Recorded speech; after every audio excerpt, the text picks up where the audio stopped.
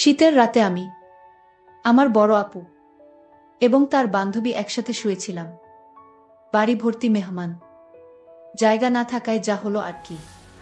আমি, আপু এবং তার বান্ধবী রাতে একসাথে ঘুমানোর পর গভীর রাতে ঘুমের মধ্যে আমি অনুভব করলাম কেউ আমার সাথে এলোপাতাড়ি করার চেষ্টা করছে। ঘুম থেকে চোখ মেলে দেখি আপু এবং তার বান্ধবী মিলে আমাকে যা করল তা শুনলে বন্ধুরা তোমাদের মাথা ঘুরে যাবে। বন্ধুরা, গল্পটি অনেক ইন্টারেস্টিং। আশা করি পুরো গল্পটি তোমরা খুব মনোযোগ সহকারে শুনবে। তাহলে চলুন বন্ধুরা, গল্পটি শুরু করি। গল্পটি শুরু করার আগে বন্ধুরা, তোমাদের নিকট আমার বিশেষ অনুরোধ, দয়া করে তোমরা আমার চ্যানেলটি সাবস্ক্রাইব করে আমাকে সাপোর্ট করবা। হ্যালো বন্ধুরা, আমি আমজাদ হোসেন। আজকে আমি তোমাদের মধ্যে যে গল্পটি বলবো সেটি হলো আমি যখন ক্লাস 9-এ পড়ি। বন্ধুরা, তখন কিন্তু আমার বয়সন্ধিকাল। বয়সের তাড়নায় শুধু চোখের মধ্যে রঙিন অনেক কিছুই ঘুরপাক খায়, আর নতুনের সন্ধান করি কিভাবে একটু নিজেকে ভালো রাখা যায়। মাঝে মাঝে বিভিন্ন রকমের ইন্টারেস্টিং গল্পের বই পড়ি। প্রায় আমি কিছু রোমান্টিক গল্পের বইও পড়ি। উপন্যাস পড়তে আমার খুব ভালো লাগে। আর সবচেয়ে মজার ব্যাপার হলো, যদি কোনো বয়সন্ধিকালের কিছু গল্পের বই পাই তাহলে আমি আরও খুব মনোযোগ দিয়ে পড়ি। বয়সের তাড়নায় আমার মনে শুধু উতাল পাতাতেও খেলে। আমাদের ক্লাসের সুন্দরী মেয়ে দেখলে শুধু হা করে চেয়ে থাকি, আর কল্পনায় তাদের দেখে দেখে মাঝে মাঝে রাতে গোপন কাজ করতাম, আর মনে মনে ভাবতাম যদি কাউকে পাইতাম তাহলে অনেক মজা করে উপভোগ করতে পারতাম। মনে শুধু তখন একটি কল্পনায় কিভাবে মেয়েদের সাথে প্রেম করতে পারতাম আর তাদের সাথে একটি মজা করতে পারতাম। বেশিরভাগ সময় মনে মনে ভাবতাম হয়তো আমিও একদিন এরকম রোমান্টিক মুহূর্ত পাব আমার জীবনেও কোনো না কোনো এক সময়। এই রকম সুবর্ণ সুযোগ আসবে। মনের মধ্যে সব সময় উতাল পাতাল ঢেউ উঠত। মাঝে মধ্যে বিভিন্ন ধরনের মজাদার গান শুনতাম। আর যদি কোনো আমার সমবয়স্ক মেয়ে পাইতাম তাহলে তার সাথে বেশি বেশি গল্প করতে মন চায়, ভালোবাসার কথা বলতে মন চায় তো তাদের সাথে অন্য এক দুনিয়ায় হারিয়ে যায়। মোট কথা বন্ধুরা, আমার মধ্যে তখন পুরোপুরি বয়সন্ধিকালের পরিবর্তন। আমার মাঝে তখন প্রায় স্পষ্ট বোঝা যাচ্ছে গলার আওয়াজ সবকিছুই বড় হয়ে গেছে, এমনকি নিচেও প্রচুর গজিয়েছে। কিন্তু হায়, এসব হলে কি হবে? আমার চেহারায় কোনো মায়াগোর প্রতিছায়ার চিহ্ন পড়ল না আজও। আমি দেখতে ছিলাম অনেকটা সরল শিশুর মতোই। কেউ দেখলে জীবনে কল্পনাই করবে না যে আমি এত সরল। যাই হোক বন্ধুরা, মাঝে মধ্যে আমি নির্জন জায়গায় একটি গোপন কাজ করতাম, যে কাজটি প্রায় প্রত্যেক পুরুষই বয়সন্ধিকালে সবচেয়ে বেশি করে থাকে। কিন্তু আমাকে দেখলে কেউ ভাবতেও পারত না যে আমি এই গোপন কাজটি করি। মাঝে মধ্যে স্নান করতে গিয়েও ওয়াশরুমে পানি টেপ ছেড়ে দিয়ে মনের ইচ্ছামতো সুন্দরী মেয়েদের কথা ভাবতাম, আর ইচ্ছামতো এই কাজটি করতাম। যাই হোক বন্ধুরা, মূল ঘটনায় আসি। আমার বাবা একজন ব্যবসায়ী, মা গৃহিণী। আমরা এক ভাই এক বোন। বলতে পারেন আমাদের সুখী পরিবার। বোন হলো আমার বড়। আমার বোনের নাম উর্বশী। সে আবার ঢাকা বিশ্ববিদ্যালয় অর্থনীতি বিভাগে পড়ে। আমার বোনটি অনেক কিউট এবং মিষ্টি। কি দারুণ তার চেহারা! ছোটবেলায় সে আর আমি একসাথে থাকতাম। তাকে নিয়ে কত কানামাছি খেলতাম। যাই হোক, এখন আমিও বড় হয়ে গেছি, সেও বড় হয়ে গেছে। কিন্তু সে আমার থেকে অনেক বড়, প্রায় 6 বছরের বড়। তার দৃষ্টিতে এখনো আমি খোকা। আমার বড় বোন আমাকে অনেক ভালোবাসত। সে ঢাকা ইউনিভার্সিটিতে একটি মেসে থাকে। বছরে 2-4 বার আসে বাড়িতে বেড়ানোর জন্য।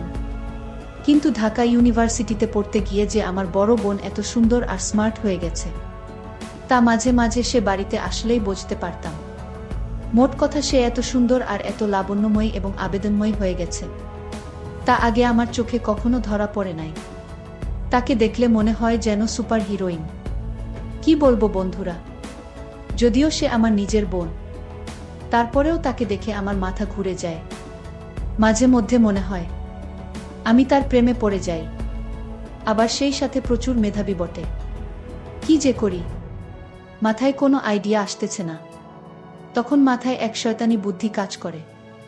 আপু যখন বাড়িতে আসতো তখন প্রায়ই আমি লুকিয়ে লুকিয়ে তার বিভিন্ন দৃষ্টিভঙ্গি দেখতাম। কি সুন্দর দেখতে! তাকে দেখলেই মনে হতো আমি তার প্রেমে পড়ে যাই। দেখার সাথে সাথেই আমার হয়ে যেত। তারপরেও মনে মনে ভাবতাম যদি আমার বোনকে আমি ফাঁদে ফেলতে পারতাম তাহলে হয়তো আমার মনের আশা পূর্ণ হতো। এত সুন্দর, এত লাবণ্যময়, হয়তো আমি আর জীবনে কোনোদিন পাবো না। এই ভেবে ভেবে আমার দিন কাটতে লাগলো। কিন্তু এই দুঃখে আমার বেশি দিন থাকতে হয়নি। আমার জীবনে কিছুদিন পরেই এমন একটি ঘটনা ঘটল যা চিন্তা করলে এখনো আমার সারা শরীরে এক ধরনের পুলক অনুভব হয়। আমার প্রথম কাজের অভিজ্ঞতা। আমার মনে হয় ঘটনাটি লিখে আপনাদের বোঝাতে পারবো না। মনে হচ্ছিল জীবনে এর চাইতে সুখ আর কিছু হতে পারে না। তারপরও আপনাদের বলছি। ঘটনাটি অনেক আগের। 2022 সালের ডিসেম্বর মাস। বার্ষিক পরীক্ষা সবেমাত্র শেষ হয়েছে। অনেক ফ্রি টাইম। তার উপর আমাদের গ্রামেও প্রচণ্ড শীত পড়েছে। শীতের কারণে ঘর থেকে তেমন বেরো হতে পারছিলাম না। এমন সময় আমার উর্বশী আপু ফোন করে জানালো সে নাকি তার এক বান্ধবীকে নিয়ে গ্রামের বাড়িতে আসছে। উর্বশী আমার বড় বোন। ও গত বছর ঢাকা ইউনিভার্সিটিতে অর্থনীতি বিভাগে চান্স পায়। তাই পড়ালেখার সুবাদার্থে ও ঢাকায় থাকে। বছরে 2 থেকে 4 বার গ্রামে আসে। আপু এই প্রথম কোনো বান্ধবীকে নিয়ে গ্রামে আসছে। তাই ঘরের সবাই আনন্দিত। ঘরের সবাই বলতে আমি মা আর বাবা ছাড়া তো আর আমাদের কেউ নেই। উর্বশী আপু জানালো ওরা ডিসেম্বর মাসের 25 তারিখ গ্রামে আসবে। বলল থাকবে সপ্তাহখানেক। এই কথা শুনে তো আমি আনন্দে আত্মহারা। বড় বোন ও তার বান্ধবীর জন্য তখন থেকেই অপেক্ষা করা শুরু করলাম। অপেক্ষা করতে করতে যেন আমার দিন কাটছিল না। দেখতে দেখতে 25 তারিখ চলে এলো। আমি যতটা সম্ভব পরিপাটি হয়ে তাদের অপেক্ষা করতে লাগলাম। সন্ধে 7টার সময় আপু আর তার বান্ধবী আমাদের বাড়িতে পৌঁছলেন। ঘরে ঢুকেই আপু বলতে লাগলেন, গ্রামে এত ঠান্ডা রে বাবা, সারা গা একেবারে কাঠ হয়ে গেল। একটু বিশ্রাম নেয়ার পর আপু তার বান্ধবীকে আমাদের সাথে পরিচয় করিয়ে দিতে লাগলেন। আপুর বান্ধবীর নাম রামেলা। রামেলাকে দেখার সাথে সাথেই আমি আরো পাগল হয়ে গেলাম।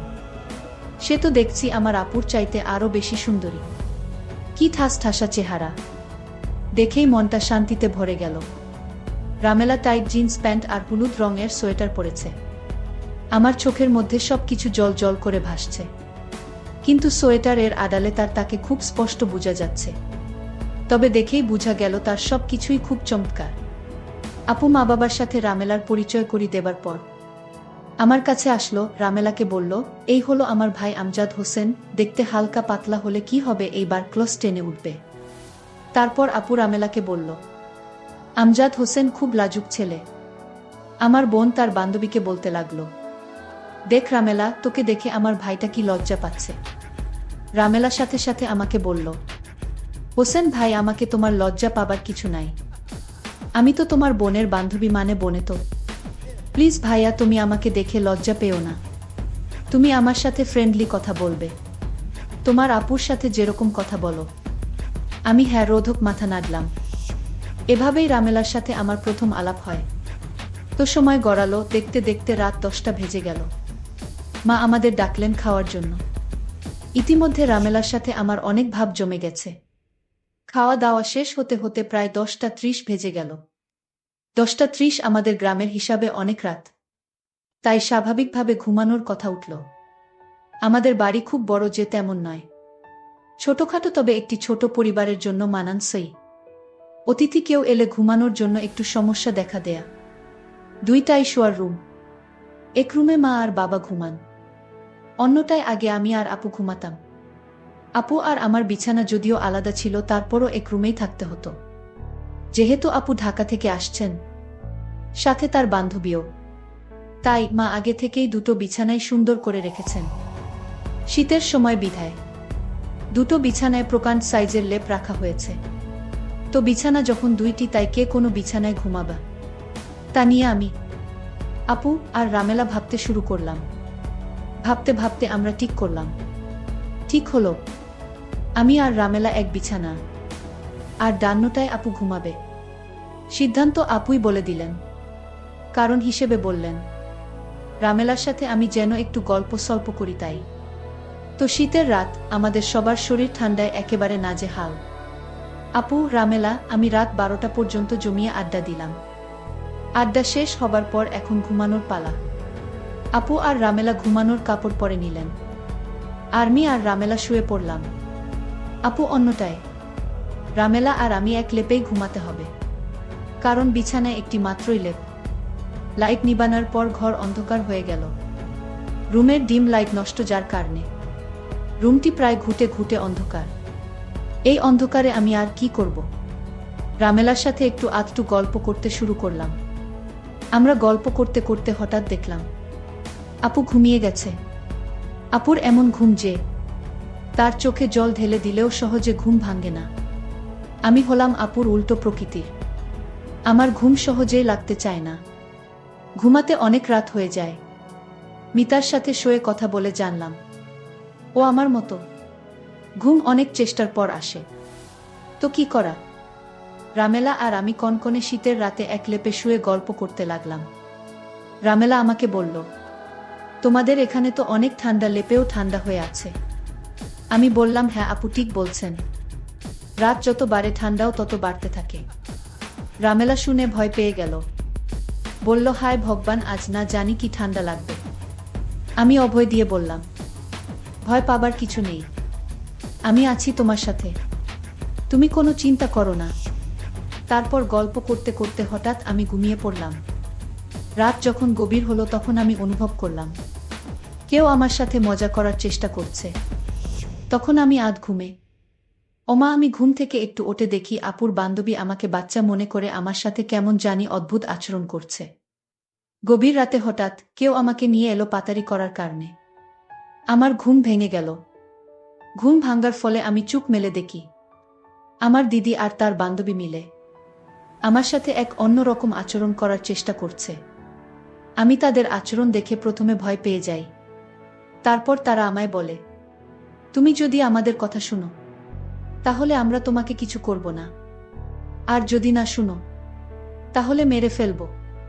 আমি বললাম, না আপু, আমি তোমাদের সব কথা শুনব। আর আমিও তখন মনে মনে ভাবলাম, এত মেঘ না চাইতেই জল।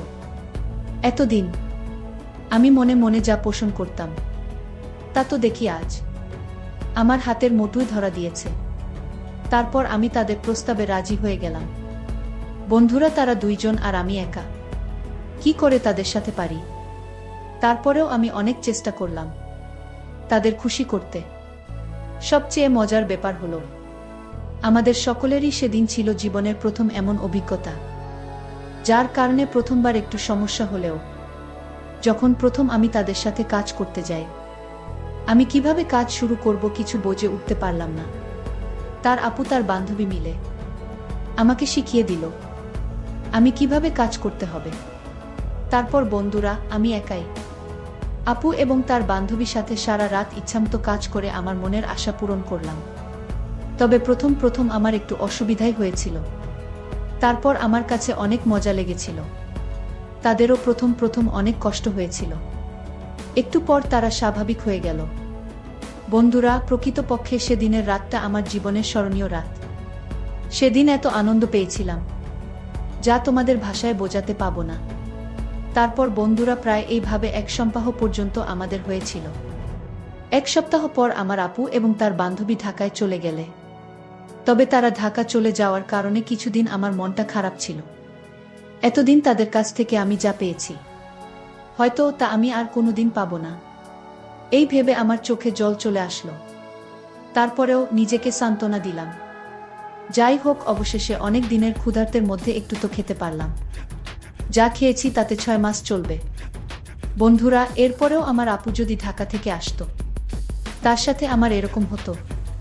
আস্তে আস্তে আমিও তার সাথে একদম ফ্রি হয়ে গেছিলাম। বন্ধুরা, এরপর থেকেই আপু যখনই ঢাকা থেকে আমাদের বাড়িতে আসতো, তখনই সে আর আমি এরকম ইন্টারেস্টিং কাজ করতাম। এভাবেই কেটেছিল আমার বয়ঃসন্ধিকাল। সত্যি আজকে সেই বয়ঃসন্ধিকালটাকে আমি খুব স্মরণ করি এবং সারা জীবন স্মরণ করব। বন্ধুরা, আজকে এই পর্যন্তই। আবারও আসবো তোমাদের মধ্যে নতুন কোনো ভিডিও নিয়ে। ভিডিওটি যদি তোমাদের ভালো লাগে তাহলে একটি লাইক দাও। প্রতিদিন আমি তোমাদেরকে একটা করে নতুন গল্প উপহার দিব। তাই তোমাদেরকে অনুরোধ করে বলছি, তোমরা যদি এই রকম ধরনের ইন্টারেস্টিং গল্প পেতে চাও তাহলে দয়া করে আমার চ্যানেলটি সাবস্ক্রাইব করো। পরিশেষে তোমাদের সকলের সুস্বাস্থ্য কামনা করি। ভিডিওটি দেখার জন্য তোমাদের সকলকে অসংখ্য ধন্যবাদ।